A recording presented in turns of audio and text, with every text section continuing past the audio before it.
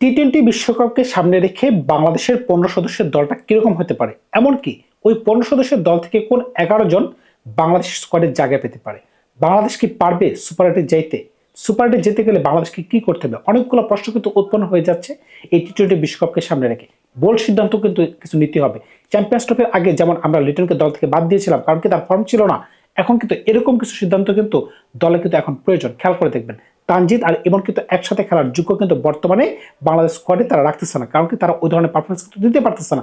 আমরা যদি এখান থেকে একজনকে বাদ দিয়ে দিই, আর যদি সাইফ হাসান যে কিনা ওপেনিংয়ে দুর্দান্ত খেলতে পারতেছেন তাকে যদি আমরা তার স্পটটাকে বজায় রাখি, তখন কিন্তু দলটা একটু অন্যরকম দেখায়। এমনকি আমাদের যে মিডল অর্ডার বলতে কিছু নাই, ওই জায়গায় যদি আমরা সাব্বির রহমানের মতো প্লেয়ারকে যদি দলে ঢুকাই দিই, তাহলে বিষয়টা কিরকম হয় আপনারা কিন্তু অবশ্যই কমেন্টস করে জানাতে পারেন। এখন খেয়াল করে দেখেন, আমরা যদি টি-টোয়েন্টি বিশ্বকাপে ভালো করতে চাই, বিশেষ করে প্রথমত যদি আমাদের প্রথম টার্গেট যেটা হচ্ছে সুপার এইটে যাওয়া, সুপার এইটে যাওয়ার জন্য কিন্তু আমাদেরকে ভালো খেলতে হবে। কেন ভালো খেলতে হবে? আমরা যে একটা গ্রুপে আছি একে বলা হচ্ছে গ্রুপ অফ ডেথ। কারণটা কি? এখানে ওয়েস্ট ইন্ডিজ রয়েছে, এখানে ইংল্যান্ড রয়েছে, এখানে নেপাল রয়েছে, এখানে আমরা রয়েছি বাংলাদেশ, এমনকি ইটালি রয়েছে। হ্যাঁ, আপনি বলতে পারেন যে আমরা ইটালি আর নেপালকে খুব সহজে হারিয়ে দিতে পারবো, কিন্তু বিষয়টা এতটা সিম্পল না। নেপাল কিন্তু ইদানিংকালে ভালো খেলতেছে। তবে আমাদের জন্য একটা পজিটিভ দিক কি জানেন? সেটা হচ্ছে বিশ্বকাপটা এবার এশিয়ার মঞ্চে, এশিয়ার মাটিতে খেলা, এই কন্ডিশনে আমরা একটু ভালো খেলে থাকি। এই কারণে হয়তোবা আমরা ইংল্যান্ডের সাথে কিংবা ওয়েস্ট ইন্ডিজের সাথে একটু ভালো খেলার একটু আশা রাখতে পারি। তবে আমরা যে 100% জয়লাভ করবো ওই ধরনের কোনো গ্যারান্টি কিন্তু আমরা দিতে পারি না, কারণ কি আমাদের দলের মাঝখানে ব্যাটিংটা হচ্ছে নড়বড় একটা অবস্থান। আপনি খেয়াল করে দেখেন, আমাদের যদি ব্যাটিংটা এ টু জেড যদি ফিক্স থাকতো তাহলে কিন্তু যে কোনো দলের সাথে কিন্তু আমরা ফাইট দিতে পারতাম। কারণটা কি? আমাদের বোলিং কিন্তু যথেষ্ট ভালো। আমাদের পেস বোলিং ইউনিটটা দেখেন, যেখানে তাসকিন রয়েছেন, যেখানে মুস্তাফিজুর রহমান রয়েছেন, যেখানে তানজিদ হাসান সাকিব রয়েছেন, শরীফুল ইসলাম রয়েছেন। সুতরাং বুঝতেই পারতেছেন, এমনকি বোলিংয়ে রিশাদ হোসেন রয়েছেন, নাসুম রয়েছেন। আমাদের বোলিং কিন্তু মোটামুটি ফিক্স, কিন্তু আমাদের যে নরবরে ব্যাটিংটা কেন বললাম? যদি আপনি কোনো কারণে যেদিন আমাদের কলাপস হয় ওই দিন কিন্তু আমাদের একদম ধুলির সাথে একটা অবস্থান হয়ে যায়। আপনি খেয়াল করে দেবেন, আপনি 5 মিনিটের জন্য কার সাথে ফোনে কল করতে যাবেন, কিংবা আপনি ওয়াশরুমে গেলেন, কিংবা একটু নাস্তা করতে গেলেন, খেলা শেষ হয়ে গেল। এর থেকে বড় হতাশাজনক অবস্থা কি হতে পারে? আপনি খেয়াল করে দেখেন, যে দলে 4 থেকে 5 জন টপ অর্ডার ব্যাটসম্যান রয়েছে কিন্তু সবাই ওপেনার, শুধুমাত্র ওপেনিং দিয়ে তো আপনি দল ঘোষণা করতে পারবেন না। দলে অবশ্যই মিডল অর্ডার ব্যাটসম্যান প্রয়োজন। মিডল অর্ডার ব্যাটসম্যানের ক্ষেত্রে আপনি অবশ্যই দলে একটু বড় সিদ্ধান্ত নিতে হবে, এরকম যে বাজে প্লেয়ার হলো, বাজে প্লেয়ারটা এরকম না, পার্সোনালি সে বাজে হলেও কিন্তু অ্যাজ এ প্লেয়ার যদি তিনি ভালো খেলেন, সাব্বির রহমানকে একটা সুযোগ দেওয়া উচিত। কারণ কি, গত বিপিএল আমরা কিন্তু তাকে দেখেছিলাম তিনি কিন্তু ভালো খেলতে পেরেছেন। তবে এবারে বিপিএলে তিনি কোন ধরনের খেলা খেলতে পারবেন সেটা কিন্তু এখনো বলা যাচ্ছে না। তবে এই প্লেয়ারটাকে যদি একটা সুযোগ দেওয়া যায়, হয়তোবা দলটা দেখতে একটু অন্যরকম লাগতে পারে নর্মাল সময়ের তুলনায়। তবে বাংলাদেশ দলে এখন বর্তমানে কেন জানি মনে হচ্ছে তানজিদ আর ইমনকে একসাথে খেলানো যাচ্ছে না। কারণটা কি, সাইফ যে দলে এসে একদম গাড়া ফেলছেন, তার জায়গাটা একদম পাকাপোক্ত করে ফেলছেন। সাইফ যতদিন ছিল না ততদিন কিন্তু আপনার কাছে মনে হয়েছিল যে তানজিদ আর ইমন বাংলাদেশের অপরের যে অংশ, যখনই সাইফ চলে আসলো সে কিন্তু মাঝখানে আবার এক দুবার বোলিংও আপনাকে এনে দিতে পারবে। আবার খেয়াল করে দেখেন, সৌম্য সরকার যে ব্যাটসম্যানটা 10 থেকে 12 বছর ধরে বাংলাদেশ সার্কিটের সাথে আছে, কিন্তু তার পুরা কপাল দেখেন, তিনি কিন্তু বাংলাদেশ দলের সাথে একবারে ফেভিকলের মতো লাগতে পারে, কারণ কি ইন অ্যান্ড আউটের মাঝখানে আছেন। তবে টি-টোয়েন্টিতে যে তিনি ভালো ভূমিকা পালন করতে পারবেন ইন্ডিয়ান কন্ডিশনে কিংবা শ্রীলঙ্কার মাটিতে, এটার পিছনে কারণ কি, এক দুবার বোলিং এর যে একটা ফ্লেক্সিবিলিটি, এটা কিন্তু আমাদের দলে একটা বড় মিসিং। এই মিসিং এর কারণটা কি, যখন থেকে সাকিব আল হাসান রিটায়ারমেন্টে চলে গেছেন কিংবা আনএভেলেবেল কিংবা রাজনৈতিক ইস্যুতে তিনি দলের সাথে খেলতে পারতেছে না, এই সকল কারণে কিন্তু এই যে একটা স্লট একটা ফাঁকা হয়ে গেছে, এখন কিন্তু এই স্লটটা কিন্তু কোনোভাবে আমরা পূরণ করতে পারতেছি না। আপনি যত কথাই বলেন, মেহেদী হাসান মিরাজ বলেন কিংবা শেখ মেহেদী বলেন, তারা কিন্তু কেউ সাকিব আল হাসানের ধারে কাছেও নাই। এখন যদি প্রথমত আপনি যদি 11 সদস্যের দলটা আপনি গঠন করতে যান, তখনই কিন্তু আপনি বুঝে যাবেন যে কোন 11 জন প্লেয়ারকে আপনি রাখবেন। এরপরে এই 11 জনের বিকল্প কারা, 11 জনের বিকল্প তো না, লাইক টু লাইক রিপ্লেসমেন্ট, মনে করে ওপেনারের বিকল্প একজন ওপেনার নিলেন, স্পিনারের বিকল্প একজন স্পিনার নিলেন, ফিনিশারের বিকল্প একজন ফিনিশার নিলেন, তখনই কিন্তু 15 সদস্যের দল কিন্তু আপনি বুঝতে পারবেন। প্রথমে যদি আমরা 11 সদস্যের একটা দল ঘোষণা করতে যাই বাংলাদেশকে এশিয়ান কন্ডিশনের হিসাব চিন্তা করে, তখন কিন্তু একটু ধারণা কিন্তু আমরা পাইতে পারি। প্রথমে যদি আমরা ওপেনিংয়ে যাই, সাইফ হাসান, সেই সাথে তানজিদ, দারুণ কম্বিনেশন কিন্তু, right hand batsman, left hand batsman. সুতরাং আমরা যদি এই কম্বিনেশনটাকে একটু মেনটেন করতে পারি আর তারা যদি ভালো খেলতে পারে, যে কোনো দলের বিরুদ্ধে কিন্তু আমরা ভালো খেলতে পারবো। ওয়ান ডাউনে লিটন কুমার দাস বাংলাদেশের বর্তমানে সবচেয়ে নির্ভরযোগ্য ব্যাটসম্যান, সবচেয়ে ক্লাসি ব্যাটসম্যান। তবে তার ফর্ম যে কেন আপ ডাউন করে আর তিনি যে বড় মঞ্চে কেন খেলতে পারেন না, এই যে প্রশ্নের উত্তর কিন্তু আমার কাছে নাই।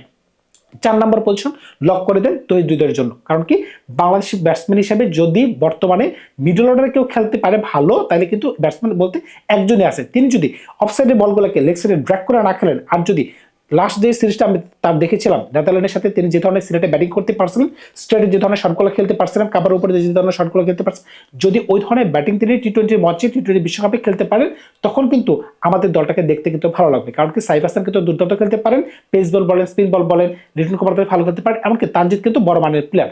এই তিনজন যদি ওপেনিং এ আমাদেরকে একটু ভালো স্টার্ট এনে দেয়, তখন কিন্তু, আর যদি মিডল অর্ডারে যদি হৃদয় আমাদেরকে একটু স্টার্ট এনে দেয়, তখনই কিন্তু আমাদের খেলা কিন্তু জমে যাবে।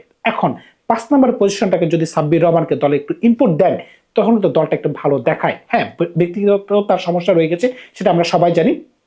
পার্সোনাল ইস্যু আমরা না টানি, কারণটা কি, যদি পার্সোনাল ইস্যু টানতে হয় তখন কিন্তু এটা হচ্ছে না। আপনি যদি অস্ট্রেলিয়ান লেগ স্পিনার শেন ওয়ার্নের দিকে তাকান, শেন ওয়ার্ন, এন্ড্রু সাইমন্স, তাদের কিন্তু ব্যক্তিগত অনেক ইস্যু ছিল, কিন্তু তাদেরকে কিন্তু বাদ দিয়ে কিন্তু তারা কিন্তু দল ঘোষণা করে নাই যখন তারা ফর্মের পিকে ছিল।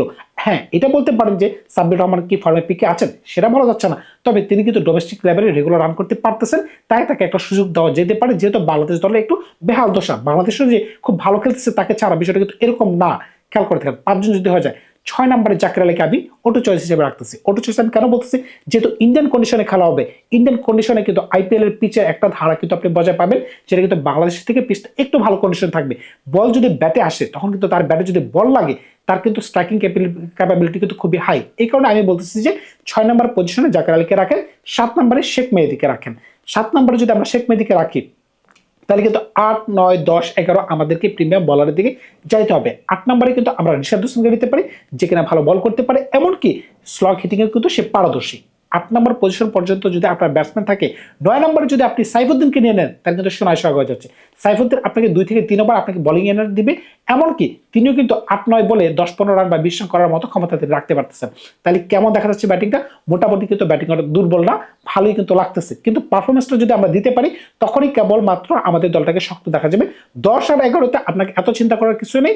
তাসকিন আহমেদ বাংলাদেশের নাম্বার 1 বলার, এমনকি মুস্তাফিজুর রহমান বাংলাদেশের ওয়ান অফ দ্য ফাইনেস্ট বলার, যে ব্যক্তি বা যে বলারকে আইপিএল এর মঞ্চে কেকেআর 9.2 CR রুপি দিয়ে কিনতে পারছে। সুতরাং বুঝতেই পারতেছেন এই বলারটা ক্যাপাবিলিটি নিয়ে যদি কেউ প্রশ্ন করে, তাহলে আমি বলবো যে আপনি এখনো বোকার সঙ্গে বাস করতেছেন।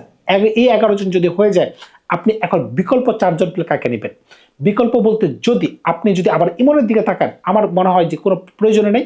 কারণটা কি, যেহেতু আপনার উপরে সাইফ হাসান রয়েছে ওপেনার, আপনার রয়েছে লিটন কুমার দাস, এমনকি তানজিদ, 3 জন কিন্তু মোটামুটি ভালো ওপেনিং করতে পারে। আর যদি আপনার এক্সট্রা আরো প্রয়োজন হয়, তাহলে আপনি সৌম্য সরকারের দিকে কেন যাচ্ছেন না?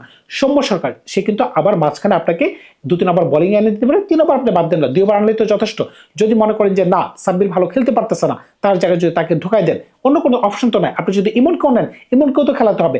আবার যদি মনে করেন যে না, শামীম পাটোয়ারিকে খেলাবেন, ভাই লো অর্ডার ব্যাটসম্যান কত দিয়ে খেলাবেন? জাকের আর শামীম পাটোয়ারি একদল খেলতে পারবে না। আবার যদি আপনি মনে করেন যে না, শেখ মেহেদীর বিকল্প হিসেবে মেহেদী হাসান মিরাজকে রাখবেন, বড় মঞ্চে একটু অভিজ্ঞতার প্রয়োজন, ওডিআই ক্যাপ্টেনকে রাখবেন, এটাও কিন্তু একটা অপশন হইতে পারে। যদি 11 জনের পরে সবার আগে আমি বলবো 12 নম্বর প্লেয়ার হিসেবে নাসুম আহমেদকে আমাদের রাখতে হবে। কারণ কি, নাসুম আহমেদ কিন্তু শ্রীলঙ্কান কন্ডিশন খুব ভালো করতে পারবে। এমনকি আপনার যদি মনে হয় যে না, এমন একটা পিচ পারেন ইন্ডিয়ার মাটিতে যেখানে 3 জন স্পিনার একসাথে আমাদের খেলানো দরকার, তখন কিন্তু আমরা নাসুম, রিশাদ, এমনকি শেখ মেহেদীর সাথে আমরা কিন্তু কম্বিনেশন যাইতে পারি। তাহলে আমাদের 12 নম্বর প্লেয়ার যদি আমাদের নাসুম আহমেদ হয়ে যায়, আমরা কিন্তু আরেকজন প্রিমিয়াম পেস বলার কিন্তু দলে চাইবো। কারণ কি, এরকম হইতে পারে বড় টুর্নামেন্টে মুস্তাফিজুর রহমান কিংবা তাসকিন ইনজুরি হয়ে যেতে পারে, কিংবা তার শরীরটা একটু ভালো না, তখন কিন্তু তানজিদ হাসান সাকিব এই প্লেয়ারটা কিন্তু দুর্দান্ত বোলিং করতে পারবে, প্লাস তিনি কিন্তু আবার ঝড়ো ব্যাটিংও টুকটাক একটু করতে পারেন। এই যে একটা এক্সট্রা ফ্যাসিলিটি, 2-3টা রান করে দেওয়া বা 4-5টা রান করে দেওয়া, 4-5 বলে 10-15 রান বের করে নেওয়া আসা, এটা কিন্তু একটা এক্সট্রা দিক। সুতরাং এই বলারটিকেও কিন্তু আপনি বাদ রেখে একটা দল ঘোষণা করতে পারতেছেন না। তবে আমার খারাপ লাগতেছে শরীফুলের জন্য, কারণ শরীফুল টি-20তে ভালো বোলিং করতে পারেন, কিন্তু শরীফুলকে আমি আপাতত দলে রাখতে পারতেছি না। আপনারা হয়তো আমার সাথে একমত পোষণ করবেন। দেখেন, 11 আর 2 জন 13, এখন 14 আর 15 নম্বরে আপনি কাকে রাখতে যাচ্ছেন? এখন খেয়াল করে দেখেন, এখন যদি আপনি দলের মাঝখানে একটু ব্যালেন্স আনতে চান, তো অবশ্যই কিন্তু আপনাকে ফিনিশিং রোলে আরেকজন ব্যাটসম্যান প্রয়োজন। কেননা যদি জাকের আলী দলে ভালো ওই ধরনের ইনপুট রাখতে না পারে, তখন কিন্তু অবশ্যই শামীম পাটোয়ারির সাথে আপনি চাইতে পারেন। যদি আপনি 14 নম্বর প্লেয়ার হিসেবে শামীম পাটোয়ারিকে রাখেন, এই ব্যক্তি কিন্তু আবার 1-2 বার বোলিংও করতে পারবেন, আবার কিন্তু স্লগ হিটিংও তিনি পারদর্শী। এই কারণে কিন্তু আমি জাকের আলীর সাথে যাইতে চাচ্ছি, শামীম পাটোয়ারির সাথে। এমনকি 15 নম্বর, এই একটা নম্বর স্লটে এত 6-9 হবে, এত জলপ্রকাশ হবে, সেটা কিন্তু আপনি বলতে পারতেছেন না। এখন এখানে কিন্তু অনেকগুলো ক্যান্ডিডেট, হয়তোবা শরীফুল ইসলাম, হয়তোবা মেহেদী হাসান মিরাজ, কিংবা নুরুল হাসান সোহান। তবে এতজনের মাঝখান থেকে যে আপনি কার সাথে যাবেন, আমি অন্তত এত বোলিং এর প্রতি আমি চাইতে ইচ্ছুক না, যেহেতু এশিয়ান কন্ডিশনে খেলা, বলারদের কিছু হবে না। টি-20 ফরম্যাটে একজন বলার 3 ওভার 4 ওভার 5 ওভার বোলিং করবে, 5 ওভার তো হয়ই না, সর্বোচ্চ 4 ওভার। এখানে বলারদের এতটা লোডই আসলে পড়ে না, আর রান কিন্তু আপনার প্রত্যেক দিনই যাবে। কারণটা কি, আপনি টি-20তে রানের জন্য খেলতে আসে মানুষ বা খেলা দেখতে আসে। টি-20তে মানুষ মানে 10 ওভার বা 20 ওভারে খেলা শেষ হয়ে যাবে, দুই দলের ব্যাটিং মিলে বোলিং মিলে যদি 20 ওভার খেলা শেষ হয়ে যায়, ওই খেলা দেখার জন্য মানুষ আসে না। মানুষ কি দেখতে আসে, যে 20 ওভারে 220 রান হইলো, এমনকি ওই 220 রান আবার চেঞ্জ হয়ে গেল, মানুষ কিন্তু এটাই চায়। সুতরাং বুঝতেই পারতেছেন, টি-20তে রান হবে সেটা কিন্তু আপনাকে ধরেই মাঠে নামতে হবে। এখন যদি অ্যাজ এ ব্যাকআপ ওপেনার আপনি যদি সৌম্য সরকারকে অ্যাজ এ 15 নম্বর প্লেয়ার হিসেবে দলে নেন, আর যদি মনে করেন যে সাব্বির ভালো খেলতে পারতেছে না কিংবা তহিদ ভালো খেলতে পারতেছে না, অসম্ভবের কিছুই না, তখন কিন্তু এই প্লেয়ারটাকে কিন্তু আপনি ঢুকাই দিতে পারতেছেন। তখন কিন্তু তিনি একটা বাড়তি সুবিধা কিনে আনতে পারতেছেন, তিনি কিন্তু 1-2 বার বোলিং করতে পারতেছেন। দেখেন, সৌম্য সরকার কিন্তু আপনি ইচ্ছা করলে সাইবের সাথে ওপেনিং ব্যাটসম্যান পাঠাতে পারতেছেন, তানজিদকে 4 নম্বরে পাঠাতে পারতেছেন। এই কারণে কিন্তু আমি সৌম্যকে প্রাধান্য দিচ্ছি। সুতরাং বুঝতেই পারতেছেন, এটা হচ্ছে আমার প্লেইং 11, এমনকি 15 সদস্যের একটা টিম। আমি যদি এক নজরে আবার আপনাদেরকে প্লেইং 11টা এমনকি 15 সদস্যের দলটা একটু ঘোষণা করে দিই, তখন কিন্তু আপনারা বুঝতে পারবেন যে সিরিয়াল অনুযায়ী কারা আছে আমার 11 জনের দলে, এমনকি 15 সদস্যের দলে। 1 নম্বর সাইফ হাসান, 2 নম্বর তানজিদ হোসেন, 3 নম্বর লিটন কুমার দাস, 4 নম্বর তহিদ হৃদয়, 5 নম্বর সাব্বির রহমান, 6 নম্বর জাকির আলী, 7 নম্বর শেখ মেহেদি, 8 নম্বর ইশাদ হোসেন, 9 নম্বর সাইফুদ্দিন, 10 নম্বর তাসকিন, 11 নম্বর মোস্তাফিজুর রহমান। এখন ব্যাকআপ প্লেয়ার হিসেবে আরো 4 জন যারা আছে, 12 নম্বর নাসুম, 13 নম্বর তানজিম হাসান সাকিব, 14 নম্বর সৌম্য সরকার, 15 নম্বর শামীম পাটোয়ারি। সুতরাং বুঝতেই পারতেছেন, নেহাত কিন্তু দলটা কিন্তু খারাপ না। আমরা যদি ওপেনিং পার্টনারশিপটা একটু ভালো করতে পারি বা টপ 3 মাঝখানে যদি আমাদের একটা ঝড়ো ইনিংস আসে, ভাই টি-20তে উইকেট পড়বে, সেটা আমাদেরকে মাইনে নিতে হবে। কিন্তু এটা মাইনে নেওয়ার পরে আমাদের কিন্তু বসে থাকলে চলবে না, আমাদের কি করতে হবে, আমাদের কিন্তু হিট করে খেলতে হবে। আমরা যদি প্রতিপক্ষ দলগুলোকে দেখি, ওয়েস্ট ইন্ডিজ আর যদি ইংল্যান্ড, এরা কিন্তু মাইটি পাওয়ারফুল দল, এমনকি নেপাল কিন্তু ভালো খেলতেছে ইদানিংকালে। সুপার এইটে আগে আমাদের প্রথম যেতে হবে, সুপার এইটে যাওয়ার পরে আমাদের কিন্তু একটু আশা কিন্তু বেড়ে যাবে। এটার পিছনে কারণ কি, আপনি খেয়াল করে দেখতে পারবেন আমাদের খেলাগুলো পড়বে, কারণ আমরা তো গ্রুপ চ্যাম্পিয়ন হতে পারবো না। তো X1 আর Y1 আমরা সম্ভবত Y1 এর দলে পড়বো। তখন কিন্তু আমাদের প্রতিপক্ষ দলগুলো কারা হইতে পারবে, আমাদের প্রতিপক্ষ দলগুলো হতে পারবে পাকিস্তান, হইতে পারবে নিউজিল্যান্ড, হইতে পারবে এই ধরনের একটু দল। আমরা তুলনামূলকভাবে কিন্তু ওই দিক থেকে একটু বাইচে যাবো। কারণটা কি, ইন্ডিয়ার খেলাগুলো পড়তে পারে, ইন্ডিয়ার সাথে পড়তে পারে, সাউথ আফ্রিকা পড়তে পারে, অস্ট্রেলিয়া পড়তে পারে। ওই তুলনায় কিন্তু আমরা যদি একবার সুপার এইটে যেতে পারি, তখন কিন্তু আমাদের সুপার 4 বা সেমিফাইনাল খেলার সম্ভাবনাটা একটু বেড়ে যাবে। সুতরাং বুঝতেই পারতেছেন, আমাদের প্রথম টার্গেট হচ্ছে কিভাবে আমরা আগে ইংল্যান্ড আর ওয়েস্ট ইন্ডিজকে ধরাশায়িত করতে পারি।